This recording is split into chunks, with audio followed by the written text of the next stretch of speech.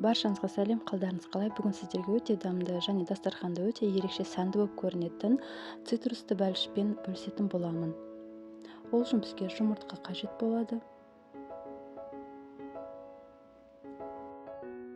Шым-шым тұз, қант және ванилин.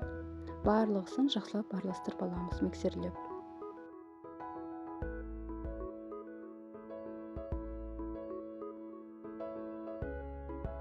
Шамамен 5 минуттай миксерлеп алған соң ерітілген сұйық майымызды қосамыз. Тағы бір миксерлейміз.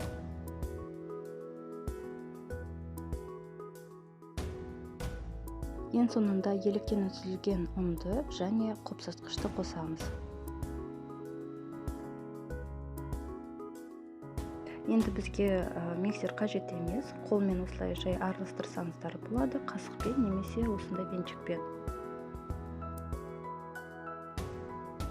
Енді алдын ала жуып қойған мандариндерімізді ашып, жартыдан бөліп, ішіндегі дәнектерін, дәндерін, сыртындағы ақтарын барлығын тазалап алуымыз қажет болады. Өйткені ол бізде піскен кезде қышқыл ашылау бір дәм беруі мүмкін.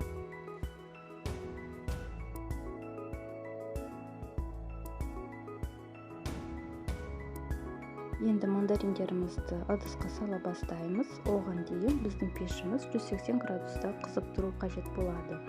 Менде 26 диаметрлік силиконды форма. Оған менде 4 мандарин кетті.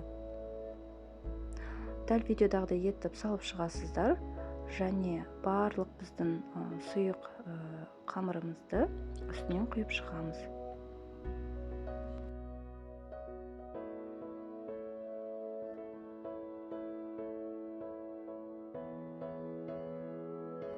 Шамалы қамырдың үстін осылай тегістеп шығыңыздар. Бір-екі рет үстелдің үстіне қақсаңыздар да болады форманы. Ішіндегі көпіршіктері ауасы шығу үшін.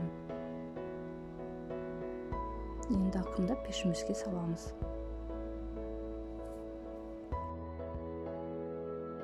Міне біздің мандаринді бәлішіміз дайын болды. Дәмі, иісі өте керемет. Балалардың өздері де ұнатып жеп алды. Сіздерге де дайындап көруге кеңес беремін. Барлық азық-түлік қолжетімді.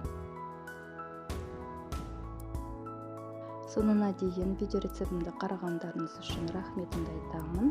Сіздер де жасап көріңіздер, өте дәмді шығады.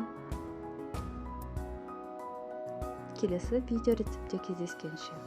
Рахмет.